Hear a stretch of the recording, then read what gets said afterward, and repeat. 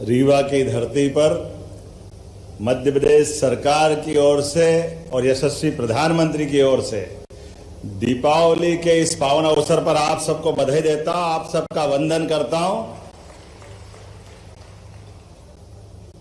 हमारे त्योहारों का भी आनंद कैसा है मैं बात करूंगा, उसके पहले हमारे यशस्वी उप मुख्यमंत्री श्रीमान जगदीश देवड़ा जी, अभिनंदन करें जगदीश देवड़ा जी का। और इस अवसर पर हमारे सुयोग्य उप मुख्यमंत्री आपके विधायक जोरदार अभिनंदन श्री राजेंद्र शुक्ला जी का स्वागत करें। हमारी राज्य मंत्री डॉक्टर प्रतिमा बागड़ी जी, आपका भी वंदन है, अभिनंदन है। इस अवसर पर बघेली में अपनी भाषा में कभी कभी गौर करना पड़ता है, बोल क्या रहा है सांसद जी। जोरदार ताली बजाओ जनार्दन मिश्रा जी का। ये सच्चे अर्थों में जनता जनार्दन के अधिकारी हैं। जनता के दिलों पे इसी ढंग से अपनी बात को पहुंचाते हुए जनार्दन मिश्रा जी यशस्वी प्रधानमंत्री के सरकार के साक्षी हैं। पहली बार मुख्यमंत्री प्रधानमंत्री बने जनार्दन जी थे, दूसरी बार बने जनार्दन जी है, तीसरी बार बने फिर जनार्दन जी। जोरदार अभिनंदन करो इनका। एक और मिश्रा जी है, क्या मालूम जनार्दन जी ने आपस में एक दूसरे से एक्सचेंज करने का प्लान बना लिया। आपने कहा कि रीवा के सांसद, क्या मालूम भविष्यवाणी कर रहे हैं क्या कर रहे हैं, लेकिन दोनों सांसद रहेंगे ये पक्का कर लिया इनने। मैं हमारे राजेश मिश्रा जी सीधी के माननीय सांसद, हमारे वरिष्ठ नेता गुड़ के माननीय विधायक श्रीमान नागेंद्र सिंह जी, आपका भी वंदन है, अभिनंदन है।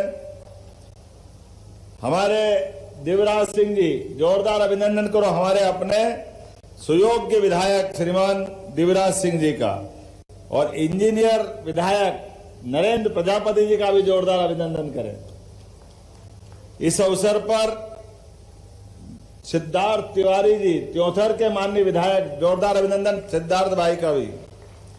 और विक्रम भाई, मैं विक्रमादित्य की नगरी से और आपका नाम विक्रम है, विक्रम सिंह जी के लिए जोरदार अभिनंदन करें माननीय विधायक। इस अवसर पर श्रीमती नीता कौल जी, पूर्व मंत्री श्रीमान पुष्पराज सिंह जी, हमारे डॉक्टर अजय सिंह जी जिलाध्यक्ष भारतीय जनता पार्टी, सभी के लिए जोरदार अभिनंदन करें। हमारे इस पूरे आयोजन के साथ अभी वर्चुअल रूप से जुड़े हुए हमारे यशस्वी प्रधानमंत्री थोड़ी देर बाद अपने इस कार्यक्रम में अपना मूल रूप से बनारस से इसको जोड़ करके कार्यक्रम की गरिमा बढ़ाएंगे। जोरदार अभिनंदन माननीय यशस्वी प्रधानमंत्री का, जिनकी मौजूदगी से हजारों करोड़ की आज ये सौगातें मिल रही है। इस अवसर पर हमारे उड्डयन मंत्री मेरे नाम राशि राम मोहन नायडू जी, जोरदार अभिनंदन राम मोहन नायडू जी का। राम तो चित्रकूट में है और मोहन खड़े हैं, तो राम मोहन जोरदार अभिनंदन कर दो। जब हमारी अपनी रीवा की धरती से श्रीमान मुरलीधर माहौल जी, आपका भी अभिनंदन है। ये राज्य मंत्री हैं। इस अवसर पर हमारे सभी अतिथियों के साथ रीवा अधिपति स्वयंभू महामृत्युंजय के चरणों में साष्टांग प्रणाम करते हुए अपनी बात प्रारंभ कर रहा हूं। सफेद शेरों की धरती, विंध की धरती, मेरा भी एक रिश्ता है।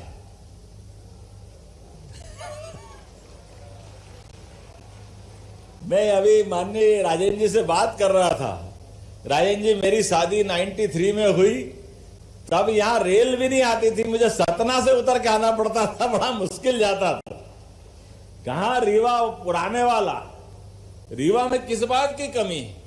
यहां के लोगों की मेहनत, निष्ठा, लगन, अपनी विनम्रता और काम कराने की करने की विशेषता, पता नहीं कितने प्रकार से रीवा में विश्लेषण थे, लेकिन पूर्ववर्ती सरकारों ने ऐसी नजर लगाई कि रीवा के विकास को ताला लगा दिया, ताला, सारी सिस्टम बंद कर दी। मुझे इस बात की प्रसन्नता, जब से भाजपा की सरकार आई है लगातार विकास के नए नए कीर्तिमान बन रहे हैं। हमारे पूरे नेतृत्व के लिए जोरदार अभिनंदन करें।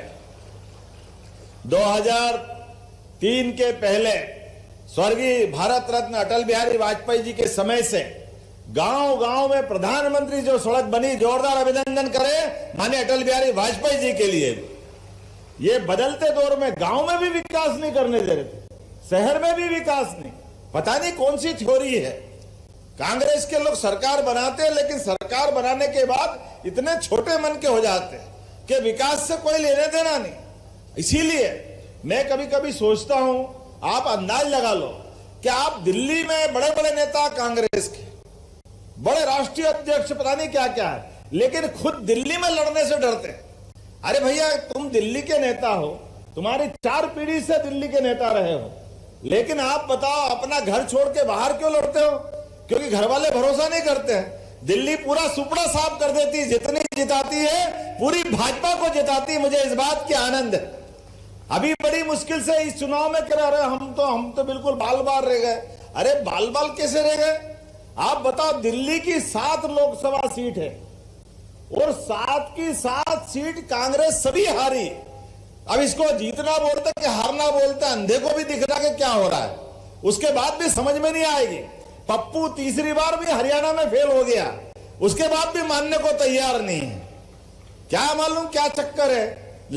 चुनाव लड़ने में भी इतना डर है कि अपनी सीट से बहन को लड़ाने के लिए इंतजार करा कि मेरे को लड़ लेने दो, आंख में आंख मिला करके देख लूंगा कि हाँ जीत गए, फिर छोड़ दी और बहन को लिया है। अरे लोकतंत्र में इतना डरोगे फिर राज कैसे करोगे? और ये यशस्वी प्रधानमंत्री को देखो, पहली बार दिल्ली ने, हमारी पार्टी ने डिक्लेयर किया यशस्वी प्रधानमंत्री श्रीमान नरेंद्र मोदी जी इस देश के भावी प्रधानमंत्री होंगे। और ये 56 इंच का सीना देखो, आज जहां से हमारा एयरपोर्ट का लोकार्पण होगा, वो गुजरात की धरती से आकर के बनारस से चुनाव लड़के उनने दुनिया में दिखाया कि इस देश का नेता कैसे बनेगा और कौन बनेगा। ये होता कलेजा और ये होती हिम्मत। सरकार के साथ हमारे सभी प्रकार के कामों में, अरे यशस्वी प्रधानमंत्री के नेतृत्व में देखो तो सही, गया जमाना पुराना कि पाकिस्तान के लोग हमारे सैनिकों के सर काट के ले जाते थे, फुटबॉल खेलते थे, लेकिन दिल्ली के नेताओं में कांग्रेस के तत्कालीन प्रधानमंत्री मनमोहन सिंह के मुंह से एक शब्द नहीं फूटता था। अब करके देखे, एक बार नहीं 2-2 बार दुश्मन के घर में घुस करके मारने का कमाल किसी ने किया है तो हमारे यशस्वी प्रधानमंत्री ने किया है। हमें इस बात का आनंद है। वो सच्चे अर्थों में यही हमारा अपना हवाई दूसरा हमला याद रखो, एयर स्ट्राइक हुई थी, एयर स्ट्राइक। आप कल्पना करो, अभिनंदन मूछ वाले जो बम गिराने गए थे पाकिस्तान के अंदर आतंकवादियों के घरों में, और भूल से हमारे अपने सैनिक का विमान पे अटैक करके वो नीचे गिर गए। दिन भर पाकिस्तान की सरकार के प्रधानमंत्री से लेकर राष्ट्रपति तक सब हाथ जोड़ते रहिए, बात करते रहिए, ये आपके अभिनंदन हमारे पास है, देखो हम इनको चाय पिला रहे हैं, बिस्कुट खिला रहे हैं, लगातार कोई बात तो कर लो, एक बार हम आपको देना चाहते हैं। यशस्वी प्रधानमंत्री ने कहा नहीं, हमारे आपसे कोई विवाद नहीं है, आपके आतंकवादियों ने हमारे घर में घुस के हमला किया है, अब हमारा अधिकार है, हम आपके घर में जो घुसे आतंकवादी उनको मारना चाहते हैं, आप और हमारे बीच में कोई नहीं आएगा। लेकिन भूल से भी हमारे अभिनंदन को हाथ लगा लिया। ध्यान रखना, ये कल का सूरज नहीं उगेगा उसके पहले हवाला होश ठिकाने ला देंगे पाकिस्तान के। ये है प्रधानमंत्री, जोरदार अभिनंदन करो वर्तमान के दौर के प्रधानमंत्री का। ये हौसला चाहिए, हिम्मत चाहिए, और ये निर्माणों की सौगात। अरे आज तो जो यहां दे रहे हैं, ये रीवा में मैं लगातार विकास के कामों को लिस्ट पढ़ रहा था। भारत की पहली रीवा सीधी 6 टनल 6 लेन, इतनी बड़ी तो कोई नहर है ही नहीं। क्या टनल बनाई है आपने, पूरे देश की सबसे चौड़ी नहर। जोरदार अभिनंदन करो, ये विकास का नया दरवाजा। 750 मेगावाट का रीवा अल्ट्रा मेगा सौर परियोजना का सबसे बड़ा सोलर प्लांट रीवा की धरती पे लगा है। रीवा में नया सुपर स्पेशलिटी हॉस्पिटल, कितने प्रकार के काम होंगे। और केवल रीवा में नहीं, यहाँ सतना की भी हमारी नेता बैठी है और सिंगरौली के भी हैं, शहडोल में भी है। ये मेडिकल कॉलेज की सौगात अगर किसी ने दी है तो हमारी सरकारों ने दी। जोरदार अभिनंदन करो पूरे विंध्य के लिए। एक नहीं दो नहीं, लगातार विकास के मामले में जिस प्रकार से काम कर रहे हैं। अभी हमारे राष्ट्रीय राजमार्ग पर इलाहाबाद, बनारस, कोलकाता को जोड़ने के लिए 120 हेक्टेयर का नया, आज ही मैंने आने के पहले रीवा संभाग के सभी उद्योगपतियों के साथ मीटिंग की है। हमारे सभी युवाओं के लिए सभी प्रकार के विस्तार की संभावनाओं को लेकर के आर्थिक रूप से रीवा और पूरे मध्य प्रदेश को मजबूत बनाने के लिए हमने हर महीने संभाग स्तर की उद्योगपतियों की रीजनल कनेक्टिविटी स्थापित करने के लिए इंडस्ट्री कॉन्क्लेव चालू किया। अभिनंदन करो इस बात के संकल्प के साथ। आने वाली 23 तारीख को रीवा में फिर इंडस्ट्री कॉन्क्लेव होगी और यहाँ पे रोजगार के नए नए अवसर मिलेंगे। जब बड़ी इंडस्ट्रियां लगती है तो आज तो हम केवल कमर्शियल फ्लाइट की बात नहीं कर रहे हैं, लेकिन यहां से भविष्य में विमान अपना माल का यातायात के लिए भी इस्तेमाल करेंगे। जोरदार अभिनंदन करो इसी एयरपोर्ट के लिए। आज मैं यहां बैठा था तो कई उद्योगपति ने कहा है कि कंटेनर बनाने के लिए भी हमारे यहां इसकी गुंजाइश है।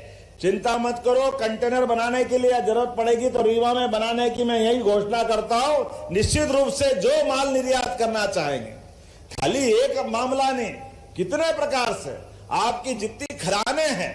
अब तो कृषि का उत्पाद क्षेत्र भी बहुत अच्छा हो गया। पर्याप्त पानी होने के कारण से हमारे यहाँ विविध प्रकार की फसलों का उत्पादन भी बढ़ा और क्षेत्र की गरीबी दूर हुई है।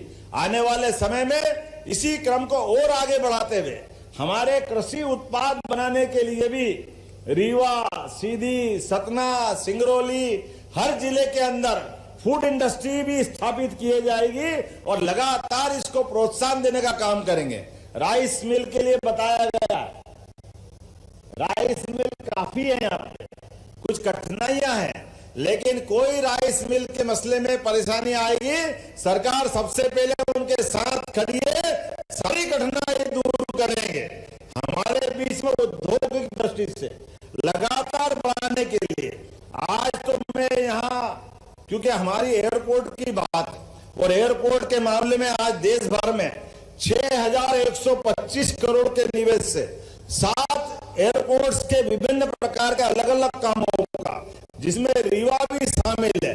जोरदार अभिनंदन करो नरेंद्र मोदी जी के लिए, जिनके कारण से आज ये सौगात मिलेगी। हमारे यशस्वी प्रधानमंत्री ने उड़ान नाम के लिए खास करके छोटे शहर, मझले शहर, इनके अंदर भी बड़ी सौगात दी। और आज यहाँ मुझे बताया गया कि रीवा में आने वाले समय में मालवाहक वाणिज्य विमानों का भी संचालन करने की आपने योजना बनाई है। उसी योजना के बलबूते पर हमारे उत्पाद को हम रवाना करेंगे। आज यहाँ पर रीवा में जहाँ रेल नहीं थी, आज रेल तो आई है, लेकिन हवाई यातायात की सुविधा भी आई है। हमारी पीएम श्री वायु सेवा के साथ आज ही रीवा भोपाल कनेक्टिंग फ्लाइट यहीं से रीवा से चालू होगी। आपके सामने विमान जाएगा। जोरदार अभिनंदन करो इस नई सौगात के लिए। और इतना ही नहीं, जिनको जाना है 1 माह के लिए, विमान में कौन कौन नहीं बैठे, हाथ खड़े करके बताओ जो विमान में नहीं बैठे। और 1000 से कम में कौन बैठना चाहते, हाथ खड़े करो जो 1000 से कम में बैठना चाहते हैं। 1 महीने तक 999 विमान ले जाएगा आपको रीवा से, इसी जगह से।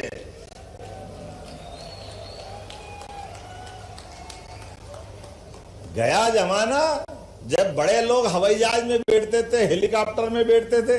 अरे आम आदमी भी बैठना चाहिए, बैठना चाहिए कि नहीं बैठना चाहिए। तो ये हमारे लिए हवाई जहाज सबका सर्व सुलभ साधन बनना चाहिए। इसीलिए हवाई चप्पल से हवाई जहाज तक की व्यवस्था, यह है नरेंद्र मोदी जी का सपना। जोरदार ताली बजाओ सभी के लिए। कोशिश कर रहा है, जिस प्रकार का वातावरण बना है, हमने अपने गरीबों के लिए भी, और आप तो इस बात के गवाह हो, एयर एम्बुलेंस की सुविधा दी है। आप ये मत चिंता करना कि केवल एयरपोर्ट से ले जाएंगे, एयरपोर्ट भी हिस्सा है, लेकिन गरीब से गरीब आदमी अगर हॉस्पिटल में भर्ती है और उसको कोई बड़े हॉस्पिटल में पहुंचाना है, उसकी जान बचाना है, या कोई एक्सीडेंट हो गया, एक्सीडेंट में कोई गंभीर घायल है और गंभीर घायल को तुरंत उठा करके उसकी जान बचाना है, हमारी सरकार ने निर्णय किया है एयर एम्बुलेंस की सुविधा के माध्यम से हेलीकॉप्टर भी पहुंचाना पड़ेगा, तो बगैर पैसे के हेलीकॉप्टर पहुंचा करके उसकी जान बचाने का काम हमारी सरकार ने किया। अरे हेलीकॉप्टर थोड़ी बड़ा, व्यक्ति की जान बड़ी। व्यक्ति के घर में किसी का एक कोई परिवार का व्यक्ति चला जाए, उनकी आत्मा से पूछो जिनके बीच में चला जाता है। हमारी पूर्व सरकार के बड़े बड़े नेता, एक तो इतने बड़े कांग्रेस के नेता को वो हेलीकॉप्टर उनका अपने घर में उतारते हैं और घर से उड़ा के ले जाते हैं, लेकिन पड़ोस वालों को भी कभी बिठाया नहीं उनने। 30-30 साल से हेलीकॉप्टर उनके घर में। बड़ा हुआ तो क्या हुआ, जैसे पेड़ खजूर, बाप रे बाप, ऐसे बड़े होने से क्या फायदा है। पंछी को छाया नहीं, फल लागे अति दूर। ये बड़े बड़े लोग कांग्रेस के, ये दुनिया थी इनकी। ये बदलने वाला समय है। यशस्वी प्रधानमंत्री के नेतृत्व में हमारी सरकार गरीबों की सरकार है, किसानों की सरकार है, युवाओं की सरकार है, माता और बहनों की सरकार है। और आज तो माता बहनों के लिए मैं डबल बधाई देता हूं। आज के दिन ये सौगात मिल रही है, लेकिन करवा चौथ के लिए भी आपको बधाई देता हूं, प्रणाम करता हूं। हमारी माता बहनें त्योहार के दिन भी हमारे बीच आई, लेकिन सौगात लेके आए मोदी जी। ये हवाई जहाज की यात्रा याद रहेगी, ये कब मिली थी, जिस दिन करवा चौथ थी। जोरदार अभिनंदन करो हमारे लिए, ये नई सौगात है। और इस बार की दिवाली एक बार नया सूरज लेके आएगी। दिवाली का समय आगे बढ़ने के लिए होता है, उन्नति के लिए होता है, समृद्धि के लिए होता है, हमारे सपनों के आधार पर आगे बढ़ने के प्लान बनाने के लिए होता है। ऐसे में ये सौगात जब मिल रही है तो इसका आनंद ही अलग है। मेरी अपनी ओर से मैं कुछ बताना चाहूंगा। 5 वाणिज्यिक हवाई अड्डे हमारे यहाँ काम कर रहे हैं, भोपाल, इंदौर, जबलपुर, ग्वालियर, खजुराहो, और 25 सरकारी हवाई पट्टियां है। लेकिन आने वाले समय में प्रत्येक जिले के अंदर सरकारी हवाई पट्टी बनाने की हमारी योजना है। कोई जिला बाकी रहने वाला नहीं है। हमारे लिए उज्जैन, शिवपुरी, गुना, इनकी हवाई पट्टियों का पूर्ण विकसित करते हुए हवाई अड्डों में बदलने का उपक्रम चालू है। ये हमारा आज लोकार्पित हो रहा रीवा, थोड़े दिन बाद दतिया होने वाला है। एक के बाद एक लगातार हर स्थान को विकसित करने का हमारा लगातार प्लान बना है। मैं उम्मीद कर रहा हूं कि रीवा की रीजनल कनेक्टिविटी स्कीम के अंतर्गत आज जो ये सेवा मिल रही है, इस सेवा के माध्यम से भविष्य में विकास के विस्तार के कई सारे नए हमको एक के बाद एक सौगात मिलती जाएगी। मैं उम्मीद करता हूं 303 एकड़ से अधिक भूमि पर बनाने वाला ये रीवा का हवाई अड्डा भविष्य में इस प्रकार से प्लान बनाया गया है कि बड़े हवाई जहाज भी उतारना पड़े तो बड़े हवाई जहाज भी रीवा में उतरेंगे और ये अपने आप में इसकी सौगात लेंगे। आने वाला समय जब भगवान अयोध्या में मुस्कुरा रहे हैं, बोला जय जय श्री राम, तब अयोध्या के बाद भगवान राम का सर्वाधिक समय जो आनंद का बीता है वो हमारे चित्रकूट धाम में तो बीता है, आपके अंचल में।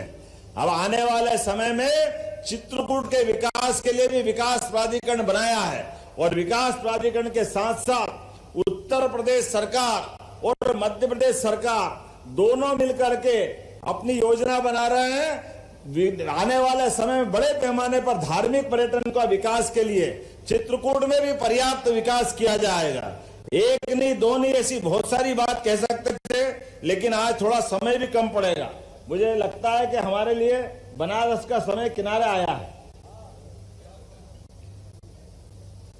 तो मैं उम्मीद कर रहा हूं कि आने वाले समय में जब 23 तारीख को यहां आऊंगा और आने वाले समय में जिनके जिनके परिवार में अभी भी अलग अलग प्रकार से बच्चे बच्ची की अपनी डिग्री पूरी हो रही है, लेकिन उनको काम धंधा चाहिए, रोजगार चाहिए, उन रोजगार के लिए हर संभाग के अंदर हमने अपनी स्किल डेवलपमेंट योजना चालू की है। इसको जिले तक भी ले जा रहा है। हर एक युवा के जीवन में अपना सपना होता है, उसके परिवार का ध्यान रखे, समाज में स्थान बनाए, देश और प्रदेश के काम आए। उसके सपने को पंख लगाकर उड़ने के लिए हमारी सरकार उसकी मदद करने के लिए तैयार है। लगातार ये अभियान चलेगा। कोई व्यक्ति रोजगार के अभाव में घर न बैठे, हर एक व्यक्ति के जीवन में उसका अपना, उसकी क्षमता योग्यता के बलबूते पर उसके हाथ में काम होना चाहिए। अभी हमारे अपने प्रधानमंत्री ने जिस प्रकार से किसानों की समृद्धि की योजना बनाई है, आने वाले समय में जिनके घर में दूध उत्पादन होता है वो कौन कौन है, हाथ खड़े करो जो अपने यहाँ बैठे हैं, जिनके घर में पशुपालन का या दूध उत्पादन का काम होता है। आप लाइन से बता देना, जिन जो नहीं है उनको भी। दूध उत्पादन में जैसे हम फसल पे बोनस दे रहे हैं, भविष्य के लिए, अरे भगवान राम और कृष्ण की धरती है जहां दूध और दही की नदियां बहा करती थी, ऐसे समय में जिनके घर में अलग से आमदनी खेती के अलावा चाहिए तो उनको या तो जो शहरी क्षेत्र में उनको उद्योग धंधे में लगाएंगे, जो ग्रामीण क्षेत्र में हम पशुपालन को भी बढ़ावा देने वाले हैं और बहुचक्री फसल पद्धति के आधार पर, हर फसल के आधार पर उसके जीवन में बदलाव आए। हमारे अपने द्वारा मध्य प्रदेश में केवल 20 साल के अंदर कहां 7,500 रुपया प्रति व्यक्ति आय थी, आज 1,42,000 रुपये की आमदनी हुई। जोरदार ताली बजाए। ये हमारा वर्तमान का अपना प्रदेश का बढ़ते कदम का हिस्सा है। कहां कांग्रेस के जमाने में 20,000 करोड़ से भी कम का बजट था और आज के समय में जब हम सरकार में बैठे हैं तो लगभग 3.5 लाख करोड़ के बजट के साथ हमने अपना बजट पारित किया है। 3.5 लाख कम तो नहीं होता है यार भैया, हाथ बात में आनंद लो तो लो इस बात का। 3.5 लाख करोड़ किसको कहते हैं? जैसी नीयत वैसी बरकत।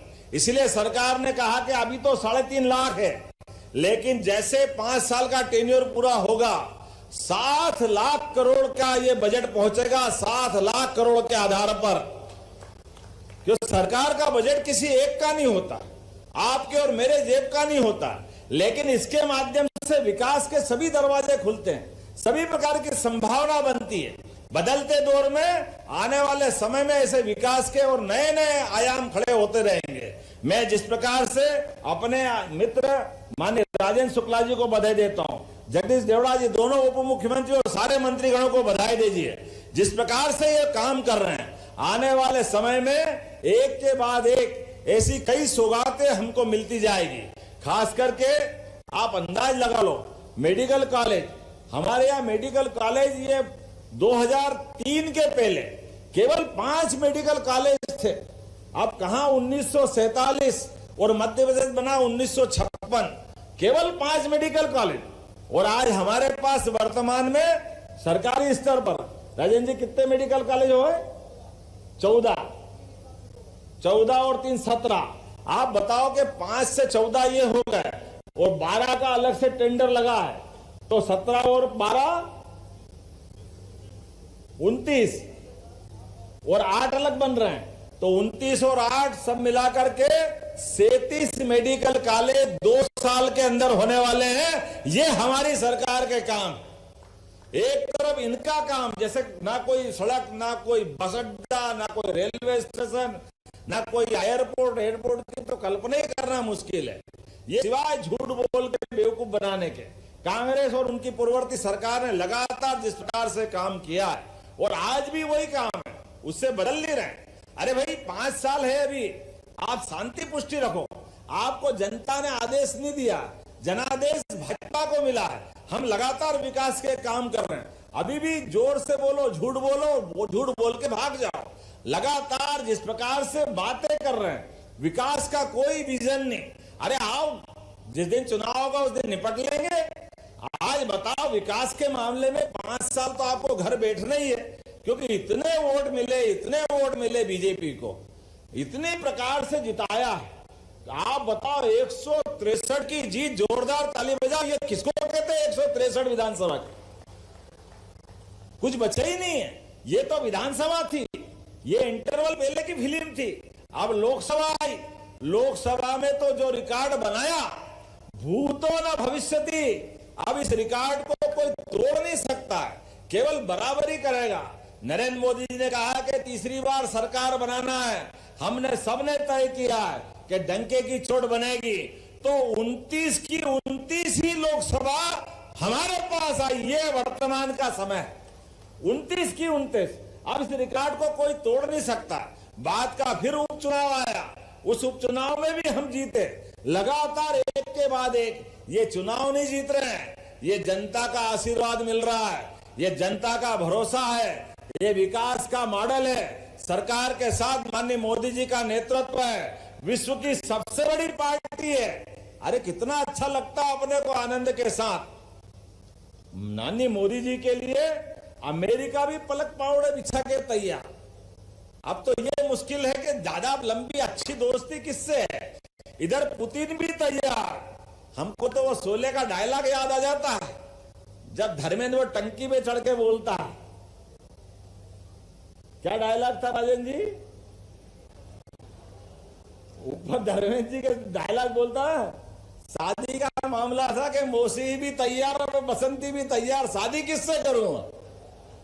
अब अपने लिए हमारा वर्तमान का दौर ऐसा चल रहा है कि कौन सा विश्व का ताकतवर देश जो माननीय मोदी जी का सम्मान नहीं कर रहा। सारे के सारे दुनिया के 200 से ज्यादा देश माननीय मोदी जी का इंतजार कर रहे हैं कि आप हमारे देश में ऐसा नेतृत्व चाहिए जो सबका साथ सबका विकास कहता नहीं है, करके दिखाता। जोरदार अभिनंदन करो माननीय मोदी जी का, जिन्हें कदम कदम पर अपने देश का मान बढ़ाया, सम्मान बढ़ाया। और दुनिया के अंदर युद्धरत देशों में भी अगर अकेले जाते हैं तो 20,000 से ज्यादा यूक्रेन में फंसे हुए विद्यार्थियों की जान बचाने का काम अगर किसी ने किया है तो यशस्वी प्रधानमंत्री नरेंद्र मोदी जी ने किया, जिनके माध्यम से हमारे अपने बच्चों की जान भी बची और देश का सम्मान भी बचा। हमारे लिए माननीय मोदी जी का संदेश जियो और जीने दो का है। दुनिया में शांति का मिशन लेकर के कोई व्यक्ति अगर चल रहा है, गुट निरपेक्ष आंदोलन की कल्पना नहीं, गुट निरपेक्ष नेता बनकर के जो खड़े हुए हैं, जो लगातार अपने शांति के प्रयास भी चल रहे हैं, विकास का मॉडल भी लेके जा रहे हैं, लेकिन देश के स्वाभिमान के साथ भी कोई समझौता नहीं करते हैं। हमारे दुश्मन जैसे को तैसा जवाब देने के लिए एक पड़ोस का पाकिस्तान सालों से इंतजार कर रहा, आओ मोदी जी हमारे देश में आ जाओ, हम आपका स्वागत करेंगे, अभिनंदन करेंगे। लेकिन मोदी जी और उनकी सरकार का स्पष्ट संदेश है, पहले तुम्हारे अपनी हरकतों को देखना पड़ेगा, आतंकवादी घटनाओं को रोकना पड़ेगा, तुम्हारे जैसे लोगों पे भरोसा नहीं किया जा सकता। ये नरेंद्र मोदी जी का नेतृत्व है, ये उनकी अपनी सोच। हमारे देश के जवानों का खून फालतू नहीं है। हमारे देश के जवानों के साथ अगर आप गलत काम करते हो तो ऐसी दोस्ती की कोई जरूरत नहीं। नरेंद्र मोदी जी जिनका नाम है, आज अपने बीच में लगातार गरीब से गरीब आदमी के जीवन में बदलाव के लिए जो लगे हैं, जिनके अपने जीवन में इस देश के हर गरीब से गरीब आदमी का सपना पूरा करने के लिए जिन्हें पूरा जीवन कुर्बान कर दिया। मुझे इस बात की प्रसन्नता है आज के इस आयोजन के साथ जुड़ करके। अगर हमने बात कही है तो विकास के मामले में एक नहीं दो नहीं, लगातार ऐसे कई कई रिकॉर्ड बनते जा रहे हैं। अभी कल ही नितिन गडकरी जी आए थे और नितिन गडकरी जी ने आने के पहले भोपाल से कानपुर का नया इकोनॉमिक कॉरिडोर बनाते हुए लगभग 3,589 करोड़ से 4 लेन नया रोड बनाने वाले हैं। जोरदार अभिनंदन करो माननीय नितिन गडकरी जी का। अपने भोपाल तक जाने के लिए हमने भी प्लान बनाया, विंध्य एक्सप्रेस के माध्यम से भोपाल से रीवा तक का एक 4 लेन नया सुपर एक्सप्रेस वे बनाया जाएगा, जिसके माध्यम से आने जाने की दूरी भी घटेगी। ऐसा लगता है कि थोड़े पीछे वालों को समझ में नहीं आई बात समझ में आए तो दोनों हाथ की ताली खोलो और आनंद के साथ इस बात का एहसास करो। ये बदलते दौर का समय है। बदलते दौर के समय में अगर हमको आगे बढ़ना है तो इसी प्रकार से आगे बढ़ना पड़ेगा। एक के बाद एक ऐसी बहुत सारी बातें कह सकता था, लेकिन आज के इस समय पर चूंकि हमने अपने नदी जोड़ो अभियान की भी शुरुआत की है, विश्व का पहला नदी जोड़ो अभियान यशस्वी प्रधानमंत्री के नेतृत्व में आपके रीवा के अंदर मोटे तौर पर जहां अमरकंटक से सोन नदी निकलती है, सोन नदी की धारा अलग, रीवा नाम तो माता रीवा के है, लेकिन रीवा जब राज्य था पुराना तब रेवा जुड़ी थी। रीवा महाराजा से संबंध आता है, लेकिन जब ये राज्य की सीमा जिले की सीमा में बदल गई तो अब रीवा रेवा से नहीं जुड़ रहा था।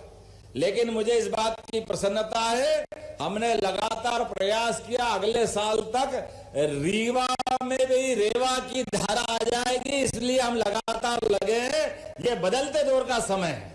मां नर्मदा का नाम रेवा है, उन्हीं के नाम पर रीवा है, और बदलते दौर में हमारी सोन नदी आगे जाकर के सतना से आगे जाके सिंचित करेगी और वहां से नर्मदा इधर आएगी। आने और जाने के क्रम में हमारे हाथ में नहीं है, ये परमात्मा की लीला है। नदियां तो जैसे हमारा पूरा शरीर है, इस शरीर को जिंदा रखने के लिए रक्त वाहिनियां अपना रक्त प्रवाह करती है, उसी प्रकार से हमारी पृथ्वी माता के लिए ये नदी की वाहिकाएं जीवन प्रदान करती है। लेकिन जीवन प्रदान करने के क्रम में हमारी जो दृष्टिकोण है वो शोषण का नहीं, दोहन का है। हमारे संसाधनों का उपयोग गरीब आदमी की भलाई के लिए होना चाहिए, और गरीब आदमी की भलाई के लिए हमारा दृष्टिकोण भी सार्थक होना चाहिए। हम आज के इस दौर में कल्पना करें, दोहन और शोषण के बीच में अगर अपन बात करेंगे तो दोहन उसी प्रकार से है कि कोई गाय माता के नीचे ग्वाला बैठता है और ग्वाला अगर दूध निकालता है तो अपने लिए भी, घर वालों के लिए भी रखता है और बच्चे के लिए भी बचाता है, गौ माता भी बचा लेती है। ये हमारा आमतौर पे दोहन की कल्पना है। और पाश्चात्य कल्पना कैसी है, दूध निकालने के लिए आदमी हटा के मशीन लगा लेते और दूध तो दूध माता का खून तक निचोड़ लेते। ये दृष्टिकोण पश्चिमी देशों का है, ये भारतीय संस्कृति से मेल नहीं खाता है। हमारी संस्कृति जियो और जीनों में विश्वास करती है, लोगों को लेके चलने में विश्वास करती है। इसलिए नदियों का दोहन करते हुए हमारे पूरे अंचलों के अंदर किसान अपनी फसल अच्छी खड़ी करे, व्यापारी उद्योग धंधे करे, अपने अपने काम सब करते करते अपनी जो मूल भावना है, सर्वे भवन्तु सुखिनः सर्वे सन्तु निरामया, सबका भला, इस भाव को लेके चलते हुए हमारी सरकार चलेगी। एक बार फिर मैं आपका वंदन करता, अभिनंदन करता हूं और अपनी बात को समाप्त करता हूं। बोले भारत माता की।